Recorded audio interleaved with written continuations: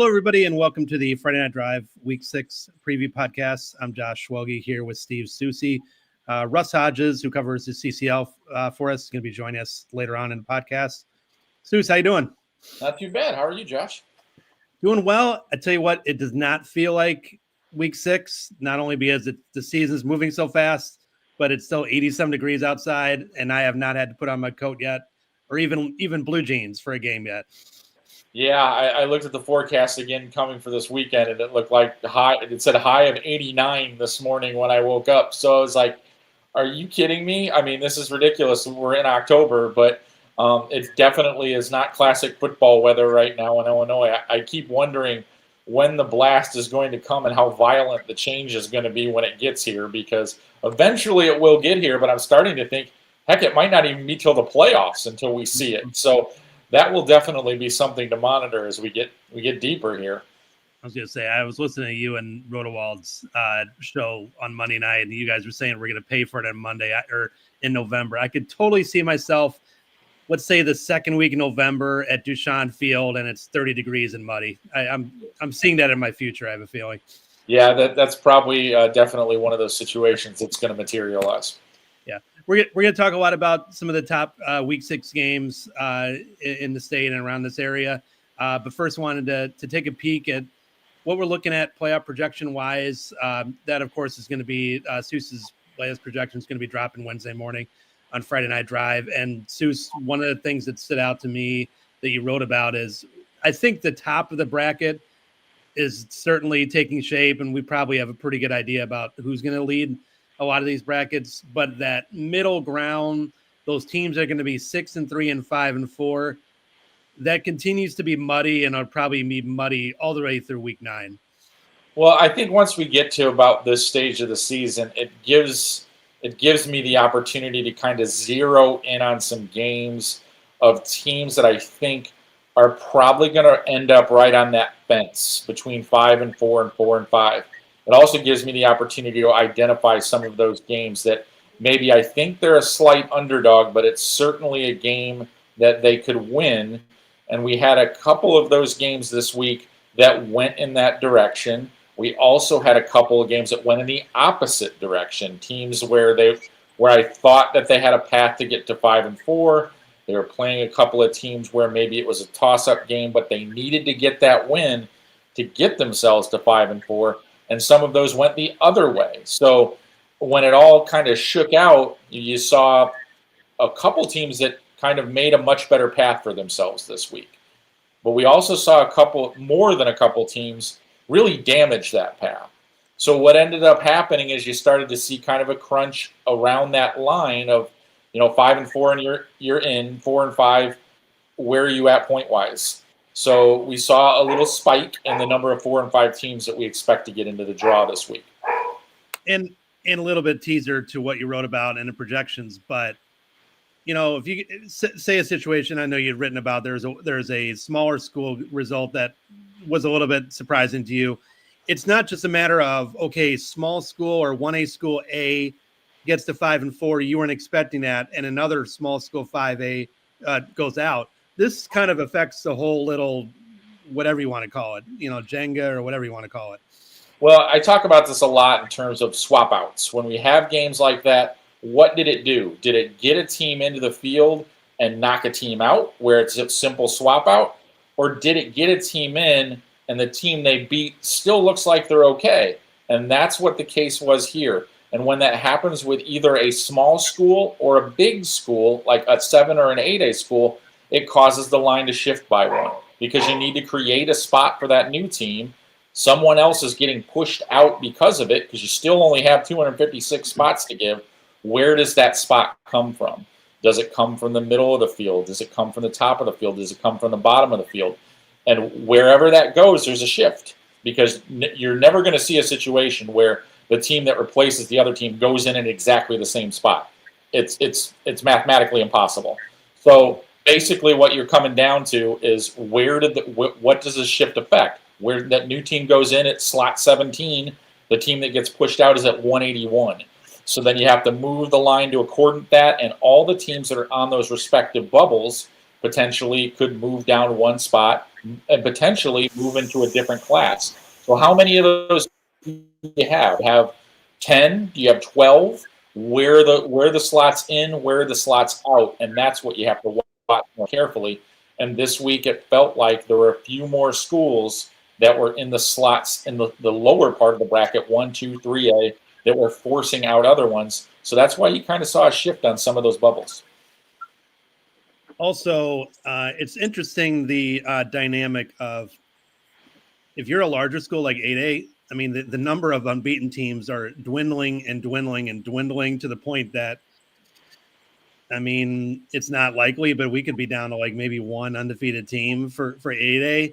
Whereas like in 1A, if you're not 9-0, you might want to start reserving your travel plans for the first round of playoffs. At least that's what I'm gathering. Yeah, it's definitely true. I mean, we talked about this a little bit on Monday night with Matt Rodewald. In 8A, for example, I mean, right now, the maximum number of teams that we could end up with 9-0 records at the end of the season is 2. I mean, I mean, we can't go any higher than that because there are only 3 left, and 2 of those 3 are playing each other in week 9. So, the maximum number is 2. Then you go to the other classes. For example, let's take 1A, for example. Right now, there are 10 undefeated teams still left in 1A. And very few of those 10 have an actual, like, huge obstacle to staying that way.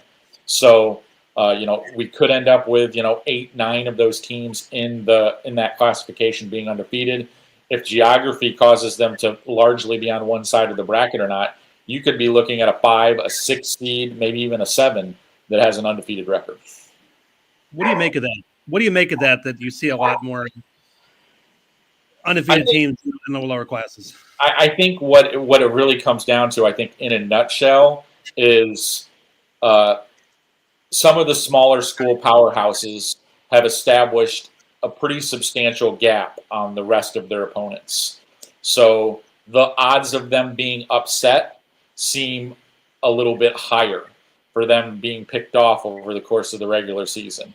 When you get to the larger classifications, especially when you see somebody like teams like in the Chicago Catholic League that we constantly see like in the top 20 of the rankings, they're all playing each other so often that it's almost impossible for those teams to get through that situation. Because I think if you look at, for example, our power rankings, I think most of the top 25 is neutralized through 4 or 5 conferences. Yeah. And all those schools are going to run into each other over the course of the season, so that's why you have less undefeated teams. Yeah. Before we take a break, and we're going to bring in Russ, and there's going to be a little playoff talk in there too, especially some of those teams that are on the fence. Any other things you're thinking of? Any other things that stood out when you're making your projections? Right now, I thought that this past week was a fairly stable week in terms of those upsets. So definitely an interesting situation. Definitely. I think we're going to take a quick break here for more from our sponsors, and when we get back, then we'll talk a little CCL with Russ Hodges. I'm State Representative Steve Reich. Since 2017, I've led the fight to reform our child welfare system and supported educational choice for every kid in Illinois. I've worked to stop the collapse of our public pensions while standing up for businesses that are being crushed by crippling mandates. And I've never forgotten who pays the bill. The work isn't finished, and as I run for re-election, I'm asking for your support.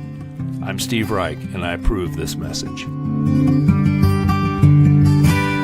SGKR Injury Attorneys tackles the toughest cases. I'm Matt Rundio. When life throws a flag, we go on offense to protect your rights. Don't get sidelined. Score a touchdown with SGKR. Visit us at sgkr.law. At Oliver's, we are proud to serve our community. We serve up great customer service, quality products, ease of shopping, and we serve up delicious barbecued sandwiches at our fundraiser cookouts. So stop by Oliver's, 748 North Brenton and Dixon, and help fund our local clubs and events. In Illinois and into Iowa, the story of Shaw Media is a story of trust. Since 1851, we've been informing, connecting, and reflecting the communities we serve, large and small, rural and urban, suburban, and river towns alike. With dozens of local newspapers, radio stations, magazines, and specialty brands like Friday Night Drive and Starve Rock Country, we meet people wherever they are. We shine a light on local government. We celebrate Friday night touchdowns. We tell the stories that shape your day, from neighborhood heroes to the Chicago Bears. But what truly sets us apart? It's our people. The award-winning journalists, broadcasters, and storytellers who live here, work here, and care deeply about what matters most to you. We don't just report the news. We're part of the fabric of the places we serve, from the Mississippi to the Illinois, from the Fox all the way to the chain of lakes. Trusted for generations, still earning it every day. Shaw Media, your most trusted local source. Back on the Friday Night Drive Week 6 preview podcast. We've got Russ Hodges here for us to cover the CCL for Friday Night Drive. Russ, how you doing this morning? I'm doing good. Thank you guys both for having me on. Excited to talk some CCL football here. I've been watching quite a few great games over the last few weeks. And Josh, as you said, it's hard to believe we're already getting into Week 6. It feels like the season is flying by, and the playoff picture is going to be coming into focus here over these next couple of weeks, and some of these division titles in the Catholic League as well. Yeah, it really does. You got a big one coming up Friday that we'll talk about in a minute. But first, you had mentioned offline that, a couple CCL teams got some pretty pivotal wins last Friday and ones that they needed. St. Rita snapped a 3-game losing streak to get a win, and Marist got on the board. Barely. That was a barn burner with IC Catholic, but a win they really needed last Friday. Yeah, and it's funny because I covered both of those teams Week 1, St. Rita and Marist. Week 1, a game that went all the way down to the end of the fourth quarter. Brandon Johnson Jr. ran in a touchdown. St. Rita wins that one 28-21. And since then, I know both teams have been dealing with some injuries. I know Marist has had some pretty significant injuries, but some of the results for Marist specifically, Montini, there's a goal line stand in that game. Joliet Catholic beats them on a broken play at the end of the game, and St. Rita gets that touchdown with 12 seconds to go. So I talked to Mike Fitzgerald, the head coach there, and he made the point that they're a few plays away from maybe being 4-1 rather than 1-4. But going into the IC Catholic game, an IC team that played Nazareth down to the wire just last week, it was almost 0-5 for Marist. They had a punt blocked, and IC Catholic took the ball over late in the game in their territory, and Marist came up with a big sack, forced a field goal attempt that was no good, and Marist was able to run the clock out, win 29-28. So that's a huge win for Mike Fitzgerald and his program against one of the best teams in 3A and a very good CCL team in IC Catholic. And then St. Rita, a team that's also been dealing with some injuries. I know Stephen Armbruster, their quarterback, didn't play in the Brother Rice game. They played a gauntlet of a schedule, too, between Mount Carmel Week 2, which I was at that game, Brother Rice, and then St. Francis Week 4. I know that was a tight game, but those are three of the best teams in the Catholic League right now. So St. Rita winning big against Niles Notre Dame 48-13 in a game where there was a lot of balance for the Mustangs. They ran for 217 yards. Stephen Armbruster threw for 186 yards. And defensively, they stopped the run very well. They held the Dons to 46 rushing yards. And when I talked to their head coach, Martin Hopkins, for St. Rita, he said that the keys for them is they have to be able to run the ball and they have to be able to stop the run. So for them to control the trenches in that game, to get to 2-3, knowing that they're going to have to go on a big run here over this latter third of the season, that's a big win for them. It's kind of funny you mentioned Marist and Coach Fitzgerald. He's got this tradition going back to when he was at York that after a win on Saturday morning, he tweets out a picture of his two little kids eating victory donuts. Man, those kids must have been hungry for some donuts. I tell you what, those donuts must have tasted really good Saturday morning to the coach and those kids. So good win for them. But Soucie, Marist and Rita, they might both be in dicey situations on paper, specifically Marist. I think you like both their chances to maybe make a run still. I've been pretty stubborn about keeping Marist in my playoff projections, largely due to what Russ alluded to, how closely they've been to winning some of these games against marquee programs. I know they're sitting on 4 losses. For me, it all comes down to this week for Marist in terms of their playoff hopes. I think that's an extremely pivotal game for them. If they can win that game, not to say anything bad about the teams on the back half of their schedule, but I feel like Marist's schedule, in their case, was extremely front-loaded. So I think if they can get a little bit of momentum here, especially getting this win here in Week 6 over Providence, that will put them, I think, in a really good situation to get to that 5-4 mark. They're going to have, obviously, great playoff points when they get there, so they can kind of stay off one of those bottom bottom lines. They'll still be a double digit, a 20, 23, 24, 25 seed if that happens for them, but it won't be a 31, 32 seed. So I think there's a path there for Marist. I felt like it's been there all along, and it's largely been because I've been looking at not the fact that they've lost these games, but how they've lost them, and to some pretty good football teams. So if they can get this game this week, I really like their chances. Rita, it's a lot of the same thing. You look at that schedule, you look at who they played, and their schedule too, I think, it doesn't soften. Don't get me wrong. There are still some good football teams in the second half of their season, but it's not quite the gauntlet the first half was. I was going to say, I was looking at both of their schedules before we came on, and like you with the Marist, I'm looking at that game this week, and with Rita, man, that week 9 game against IC Catholic, that's looking like a huge game for both teams. I know we're still weeks away, but it sure looked like that's going to be a big one for both. Yeah, and you could see that. You could kind of forecast that possibly being a situation all the way back at the start of the season. When you just kind of looked at that, you look at a lot of these teams' schedules and you start to think, just in your mind, using past history, what your expectations are for a lot of the programs in the league. And it happens to a lot of teams in the CCL. They're likely going to have 3 losses, maybe even 4, when they get to those pivotal games in Week 9. Who is it in Week 9? Is it a team they can beat? That's the chess match that you kind of have to play inside of that schedule. And it feels like every year we've got at least 5 or 6 of those teams that head into Week 9 either with 3 losses trying to stay away from the 4th, 4 losses trying to stay away from the 5th, and having another team on the other side that's in exactly the same situation. Russ, another result that you had referenced to me going back to last week was, Carmel, they just dropped 70 points routinely last Friday. I'm assuming Trey Taylor had a big part in that success. And now, interesting game this week. I think Montini's going up to Mundelein. I know you talked to Coach McKee from Carmel this week. What do you make about where they're at going into this week? Yeah, Carmel offensively is the leading scorer in that division. They've put up over 50 points 3 times already this season. Granted, both 2 of those were in non-conference play, but putting up 70 against Marian Catholic in a game where Trey Taylor only had 2 incomplete passes. He threw for 201 yards and 5 touchdowns. He has 18 touchdown passes already on the season. He's over 1,000 yards. He's a big-time talent, 4-star recruit going to Nebraska. And Coach McKee had a lot of great things to say about him and just not just his arm talent and mobility, but his mental capacity and his IQ of the game and the way that he understands the protections within the offense and the coverages of the opposing teams. He's been able to really dissect those defenses. And Carmel picked up a win over St. Lawrence already. So, yeah, this could very well be the game that decides the white division, with Montini being undefeated and off to a great start, number 1 team in 4A and having won 15 games in a row. So I think this is going to be a great game, and Carmel's a team that I think is right on the cusp of maybe being ranked in 7A if they can string together maybe another win or 2. So really impressive stuff from Carmel on the offensive side, but they've also got some stud defensive players who have emerged as well. So I was really glad I got to talk with Coach McKee for the first time. First thing I said to him was, how about them Bears after that victory against the Raiders? So Carmel's been a very impressive team so far. Yeah, Trey Taylor and Izzy Abrams Friday night.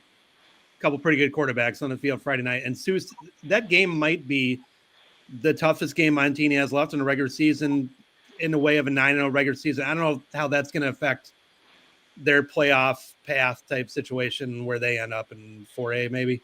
Yeah, I think they continue to trend towards 4A, and you start to look at that. You start to look ahead, and you look at that 4A North bracket.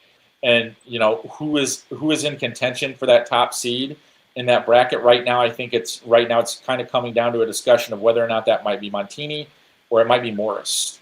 So that's kind of what you're looking at right there. I think those are the 2 teams that I think are looking at that as a situation. Both of them potentially have a game that they may lose over the course of the rest of the season. So this might be a situation where they are an 8-1 team and still get that number 1 seed. So 4A is another one of those classes where we talk about potentially not having a lot of undefeated teams, especially if neither one of those 2 teams does it. that class could potentially become almost completely devoid of 9-0 teams. All right. I kind of buried the lead on why we brought Russ in for the first place here today. Obviously, a big game on Friday. Brother Rice playing Mount Carmel, both teams undefeated.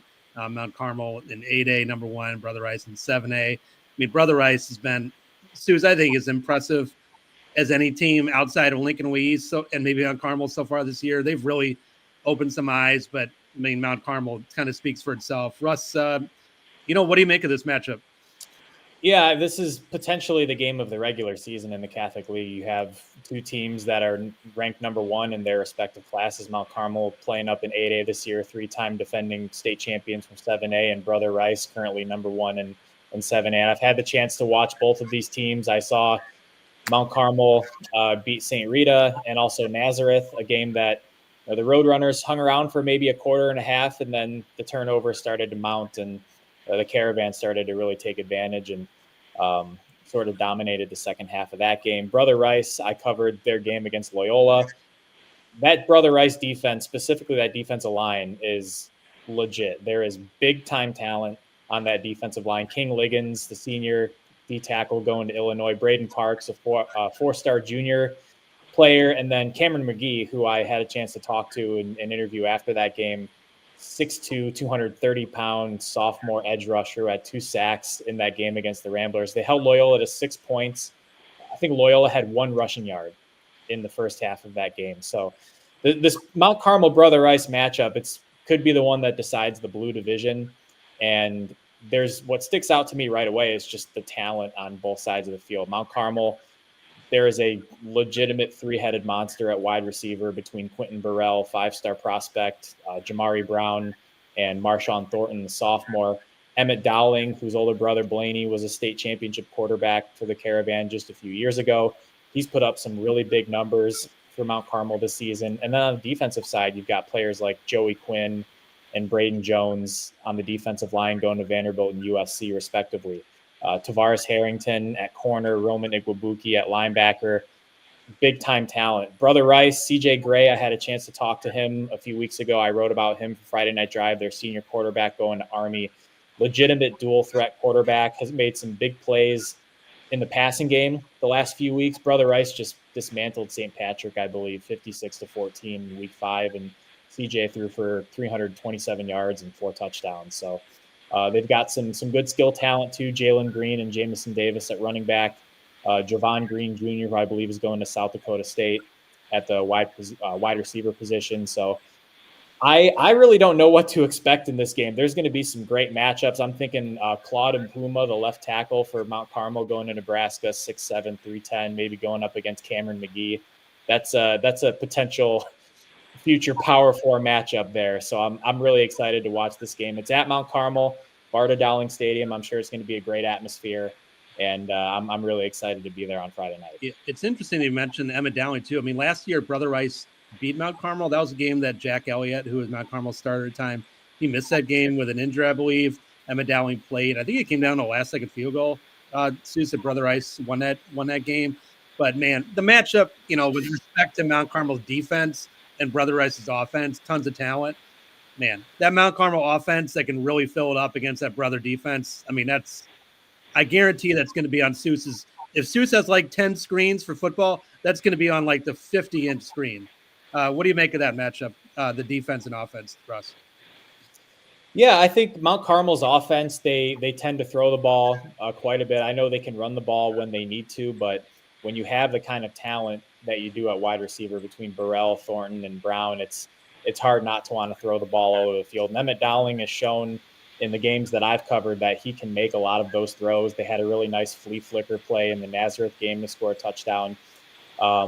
I'm really curious to see how Brother Rice's defensive line can impact this game with Cameron McGee, King Liggins, Braden Parks. If they can get some pressure, that's one thing that in the 2 times I've covered Mount Carmel, Emmett Dowling has had a lot of time to throw the ball. There hasn't been a whole lot of pressure there. So I'd be curious to see if Brother Rice's defensive line and some of their linebacker and defensive backs, Charlie Barkmeyer at linebacker, Amir White at corner, there are going to be some matchups there to watch. So I envision this being a little more high scoring, like in the 30s to 20s range. I think for Brother Rice, that offense is going to have to be able to keep up. And I think they've shown they can do that. CJ Gray has been a dual threat player. He's made plays with his arm, he's made plays with his legs, and they've shown that they can be balanced on offense as well. So I think it's really going to just come down to the turnover battle. Whoever turns it over fewest is going to have a good chance. And wouldn't be surprised to see special teams come into play as well. I know Quentin Burrell returned a kick 80 yards for a touchdown in the win against Bennett. So I wouldn't be surprised if special teams plays a role as well. Yeah, man, it should be a great game. A lot of great games in the CCL this Friday. IC Catholic, of course, St. Francis. It's a game that I'm going to be at. Of course, that Montini Carmel game. The Providence Rita game. I mean, a lot of good stuff on Friday, Russ. Yeah, and I think that that game you mentioned in the Green Division, that could very well have division title implications there. So, yeah, great slate for this week, and I'm excited to go back down to Chicago. It'll be my second time at Barta Dowling Stadium. It's a great atmosphere there, so really looking forward to it. It's Russ Hodges. He covers CCL for Friday Night Drive. Russ, thanks for popping on. Absolutely. Thanks for having me on, guys. Take care. Soucie, obviously that Brother Rice Mount Carmel game is, kind of the headliner of the week, but there's some other good matchups. There's one in Western Illinois that kind of caught my interest. That Byron Dupec game, that's going to get a lot of interest in that Rockford area. Byron stepping out of conference to play Dupec. What do you make of that one? It's an interesting scheduling decision by both schools, I think, in this situation. Durham-Pecatonica has managed to get to 5-0. It's a challenging schedule that is very backloaded for them. They play the big games in the NUIC after this Byron game. So logistically, I don't know if I'd want to play Byron when I'm trying to amp up for those big conference games. So tip of the cap to them for scheduling this game. Those of you that don't know, that conference has an odd number of teams. So they often, teams in there have to find a non-con game in the middle of the season. Most of the schools in that conference end up going up to Wisconsin to find those games. Durham-Pecatonica elected to not do that and is obviously playing one of the premier teams, if not the premier team in 3A. So kudos to them for that situation. Byron, for them, this is fortunate for them that they have a game that I think will give them a little bit of a push, because the conference, the Big Northern that they're in right now, Dixon seems to be the only team capable of giving them a real run, and that game was, wasn't exactly all that close either. So you need a this year at least. They need some push games so they can get themselves prepared for the playoffs. We've talked about some of the Catholic League schools earlier in this thing. That's been their obstacle in the past. I mean, when they haven't been able to go and win a state title. Montini knocking them out last year. IC Catholic has been a problem in the past for them. So to get themselves properly prepped, obviously they need to face the best competition that they can, because in a few weeks, after the first round or two, or maybe based on seed, they might see one of those teams that have given them trouble pretty early on, because it might be a Catholic League team that has 2 or 3 losses in a lower seed. So for them, they need these competitive games.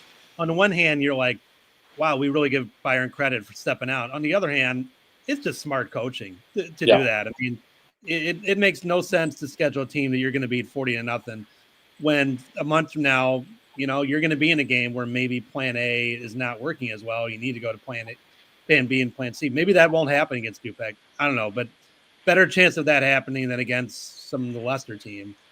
So, it should be a good one on Friday night. Another good one, always interesting one in my neck of the woods, Batavia and Geneva this Friday. 3-2, 3-2. Wow, it's really weird to say. And in Batavia's case, I mean, they're really close to being a 5-0 team.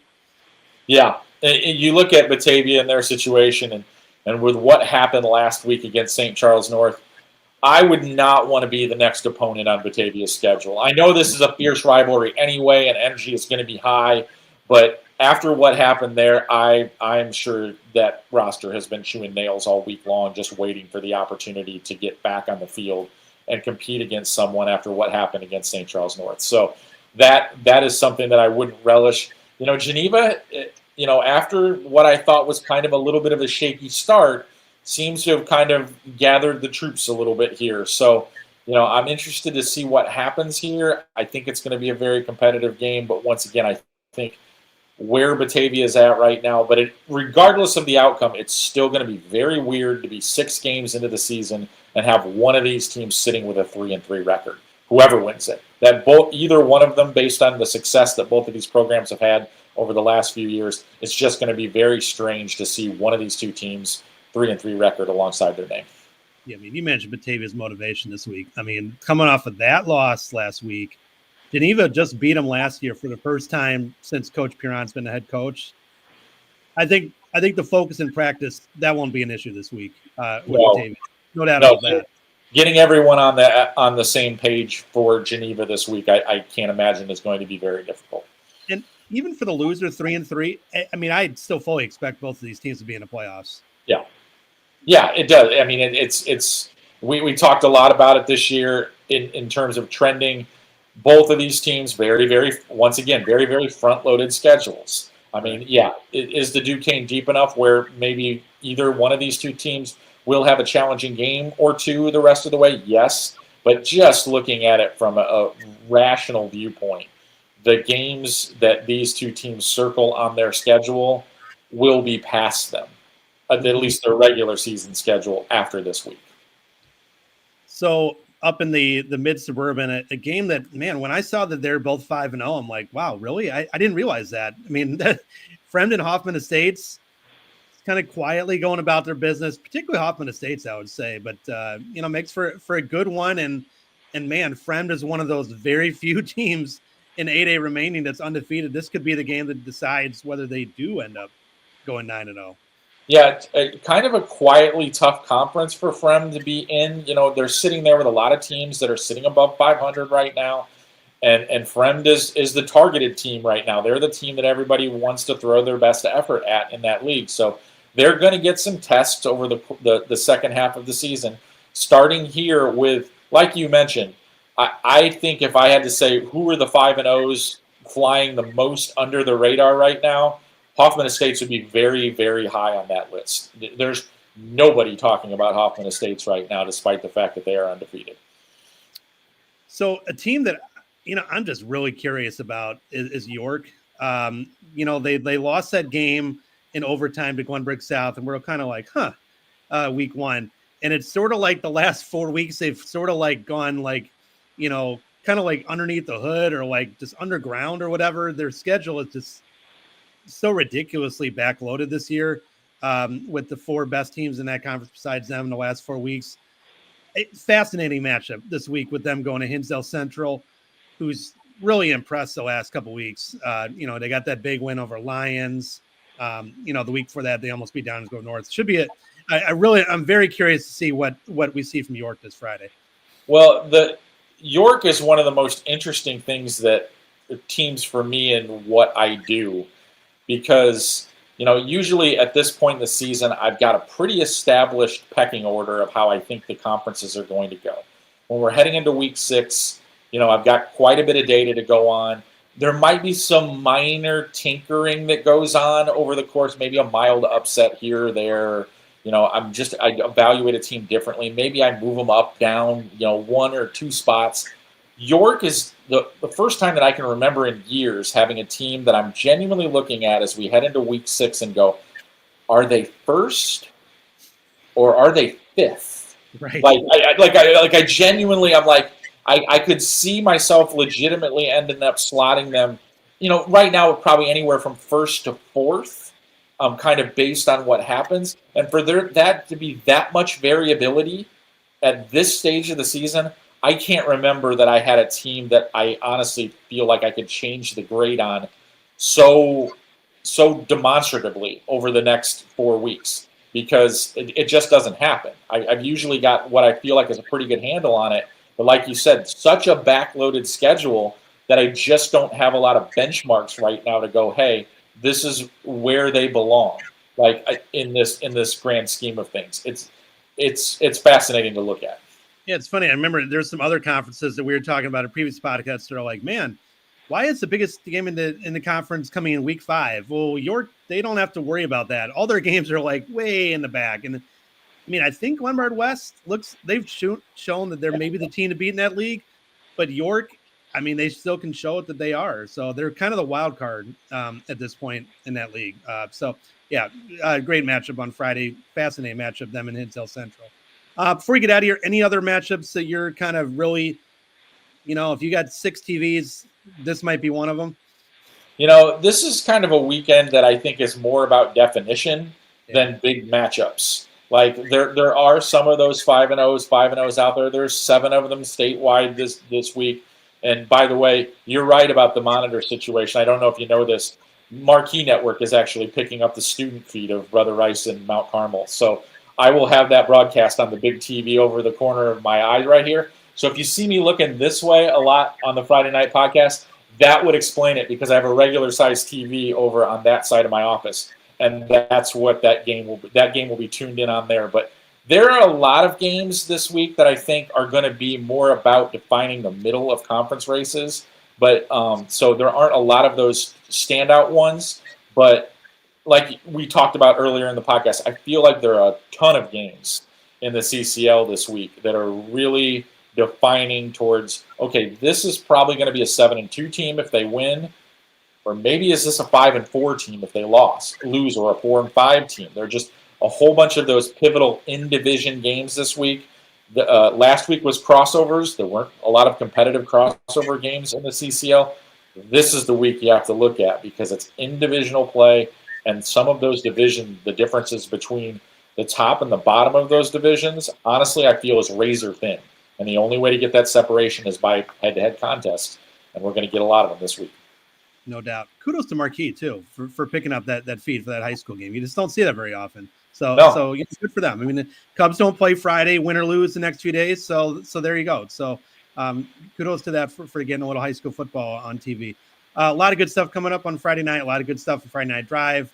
I'll be back recording the Western Suburb podcast with Joel Bennett. I have a feeling there's going to be a heavy discussion of that Batavia St. Charles North finish in that podcast. Steve, you're going to be on with Mason Schweizer to talk about Kankakee area football, talk about that Bishop Mac football team that's doing some great things, and then Eddie Criffio and JT Petaldy with the South and West podcast. And then Friday, Sis will be back with Matt Rotohall in the command center, watching the Marquee Network, following everything that's going on. Till then, we're going to get out of here. I want to wish everybody a great week and a great week 6.